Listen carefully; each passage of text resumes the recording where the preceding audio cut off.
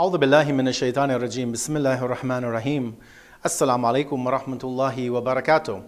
And welcome back to Ramadan Reflections. Today being the third day of the blessed month of Ramadan for the year 2023, that is 1444 of the Islamic calendar. Now yesterday, if you'll recall, we looked at the topic of women in pre-Islamic Arabia and the fact that there was a very disturbing culture amongst some of the Arab tribes in which when they were told that their wife had given birth to a girl, that they would kill her. And not only kill her, but they would kill her by burying her alive.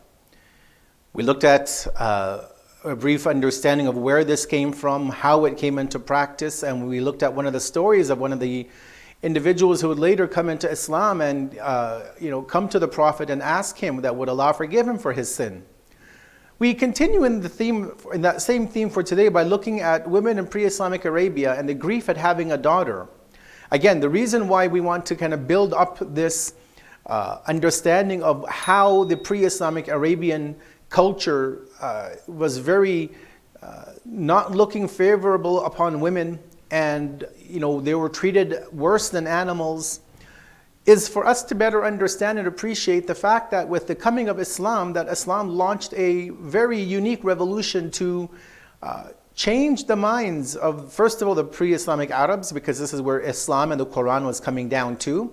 So it had to obviously work with that specific culture first and foremost. But then obviously we know that Islam as a global religion for all eternity, it is also looking to give answers and provide solutions to today's problems. And I believe when we look at the stories in this light, when we look at the verses of the Quran in this light, that it is also for our age today. We also have to recognize that there is a very pervasive trend in society today. Yes, at one level, we have this notion in some cultures in some parts of the world where daughters are looked down upon, and again, as I mentioned even yesterday, that they are even killed either during the term, the pregnancy. The term of pregnancy is they're aborted when they find out through an ultrasound that the fetus is a girl, or when they're born, even a couple of days or weeks old, they're killed in the most inhumane fashions. But we also recognize that it's not only about the physical killing of a daughter, of a girl. It's also to destroy their character, to destroy their personality, to destroy their womanhood, what Islam came to give to the woman. And unfortunately, we see that in the Western culture today and in secular society in general, that women are under attack in many different ways. Even though we may not call it that, we may call it women's liberation or feminism. But ultimately, unfortunately, it's also the killing of the female, the killing of the female identity. And so today, on the third day of the blessed month of Ramadan, we want to look at the topic of grief at having a daughter. Now, as I said, that not only did some of these pre-Islamic Arab tribes bury their daughters alive out of a fear of the unknown. They didn't know if their daughter would carry out the same act as others had done. But as we also alluded to yesterday, and we'll go into more detail today, is that these Arabs had very strange notions about Allah and the angels and the so-called daughters of Allah. Now, before we go into the discussion on the grief that some Arab men in the pre-Islamic era would show when their wife would deliver a girl, let us have a quick glance at the verses for today from Surah Az-Zukhruf. That's chapter 43 of the Quran, verses number 16 through to 19. And here's what Allah says. What? Has He taken to Himself daughters out of all that He creates and honored you with sons? When any of them is given the news of the birth of what he accepts as appropriate for the All-Merciful, his face darkens, choking with anger. What? Am I to have a daughter, one who is brought up in adornments and unable to be clear in disputation? And yet they have judged the angels, who are themselves the servants of the All-Merciful, to be females, whom they judge to be of little value and yet regard as His daughters. Did they witness their creation? This testimony of theirs will be recorded, and they will be called to account for this falsehood in the hereafter. Now this selection of verses, brothers and sisters, presents us with some of the most twisted, inconceivable thought patterns of the Arabs of the Jahili era.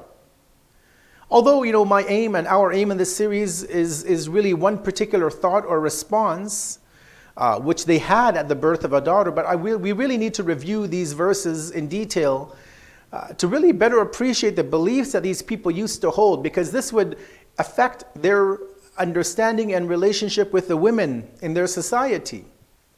So what were some of these beliefs that these people had, the pre-Islamic Arabs steeped in their Jahili culture? Well, number one, some of the tribes had a fixation with daughters and despised having girls. However, in multiple instances, the Quran shows us that they loved to attribute daughters to Allah.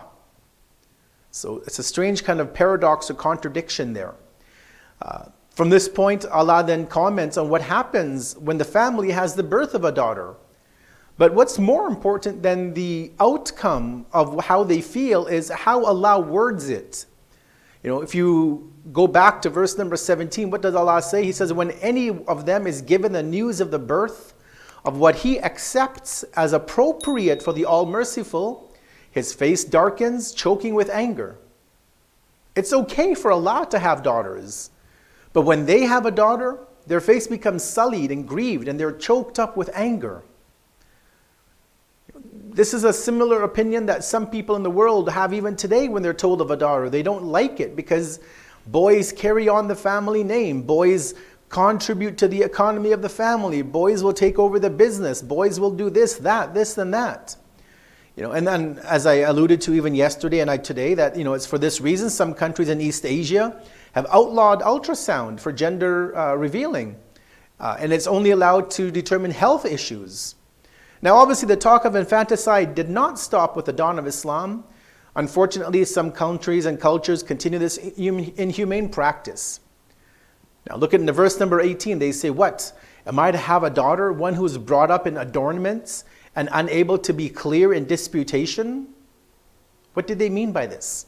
Well, they would speak about women as how they used to normally be in their era. Not necessarily today in 2023, but at that time, although there may be some overlap. One is that they had a strong affinity to dressing up, wearing good clothes, looking nice, wearing jewelry, rings, necklaces, bangles, anklets, piercings, whatever you want to call them, or whatever happens in terms of beautification. They also say that women don't have the ability to dispute or argue, enter into debates with one another. Basically, they were saying that women were really good for nothing except eye candy. They're beautiful, so that's the only virtue and value they have in society. The Arabs couldn't really imagine women could contribute anything positive to society, so why bother with them? Just leave them aside. Use them for what you need and then toss them. But strangely, in the last verse, which I want to review, the Arabs then talk about the angels of Allah being His servants, and they call them females. Now, what a strange opinion to have for Allah, but yet they didn't want to have anything to do with a daughter, but they wanted Allah to have daughters. Now, in any case, these and perhaps other tribal norms were commonplace in the Arabian Peninsula before the dawn of Islam. Now, with the coming of Islam, we know and we will further see how all of that would change. And as we'll see tomorrow on the 4th day of Ramadan Reflections, as we review the topic of the emergence of Islam as a revolution and the status of women, we will zero in on the creation of the woman, because all of these verses are talking about pre-Islamic Arabs, their opinion of women after having been distanced from revelation. But how did Allah begin to revolutionize their mind and their mindset about women by introducing the process of creation of the first human beings? That is Adam and Hawa, Adam and Eve, peace be upon both of them. Because Allah would begin in this way, introduce the creation of the woman, recognizing that they're very much human being with a soul just like the men are. And then from there, Allah could then begin this transformation of the mindset of the Arabs and of humanity on a whole, to where they would recognize the worth of a human being, the worth of a woman, the worth of the female gender. God willing, we'll continue tomorrow in our Ramadan Reflections for 2023. Until then, wassalamu alaikum jami'an wa rahmatullahi wa barakatuh.